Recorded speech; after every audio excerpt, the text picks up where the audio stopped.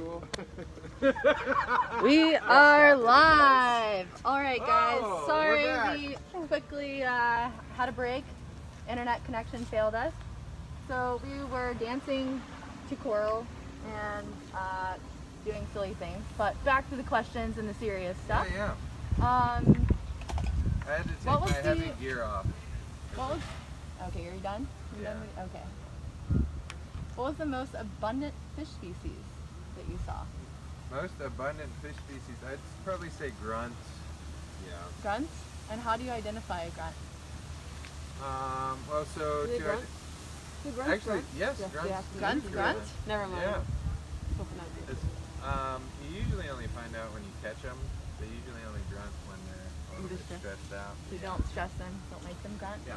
So grunts, you can tell fish by their shape, the kinds of fins they have, and then also the markings that they have and their coloration. So grunts are kind of torpedo shaped. They have a silver background with then the French grunts kind of have like this yellow stripy pattern on them, and they also have yellow fins. So those are some pretty good ways to tell or identify the fish species. They're also maybe like 10 to 15 centimeters long, so you can use size to help identify different fish. How can I differentiate a French grunt from a blue striped grunt? French grunt has the yellow on it, and a blue striped grunt. Is that blue Now stripes? I think it has blue stripes. I think on they're like it. a little bit diagonal, right? Yeah. So Kirsten is actually our fish expert, so you're going to be taxing my knowledge with all these fish Well, where is your expert area? What's your expertise? I'm a coral nerd. I really like coral. So how can you ID corals? What are some different ways that we can go Yeah, out and look very- at corals and differentiate them? Very similar to with fish, like shapes and sizes, colors. Also, the individual coral animal is called a polyp. So based on like the polyp size, whether they have large polyps, small polyps, that can be another indicator. So they call like the shapes of corals, the term for that is morphology. So there are branching corals, there are boulder corals, there are plating or encrusting corals, and those are all some different types of coral morphologies that can really help you to identify different types of corals. Not to interrupt you guys, but can we move you here? Because I'm seeing some like fish jumping across the water, and it'd be cool to have that in the background. And a bait ball going on out there. So just to learn, if we wanted to go out and learn to differentiate all of these different species, how do we do that before going into the water? Do we bring like a little underwater waterproof booklet? Do we study beforehand? Do we take pictures? How do we learn all of these different species? Those are actually all really great ideas. Do any and all of those. There's a lot of really awesome online resources to help you identify marine organisms. One for coral, it's called Coralpedia, so you can just Google that. It's got a lot of great pictures of different Caribbean species of corals. Agra, A-G-R-R-A, is another awesome online resource for identifying fish, corals, some algae, and other benthic organisms. Benthic simply means the stuff that's on the bottom of the ocean. Go to the library, check out some books, watch documentaries, make friends with a marine biologist. But also, really the most important thing is take it small chunks at a time and make sure you're spending a lot of time in the water just looking at stuff.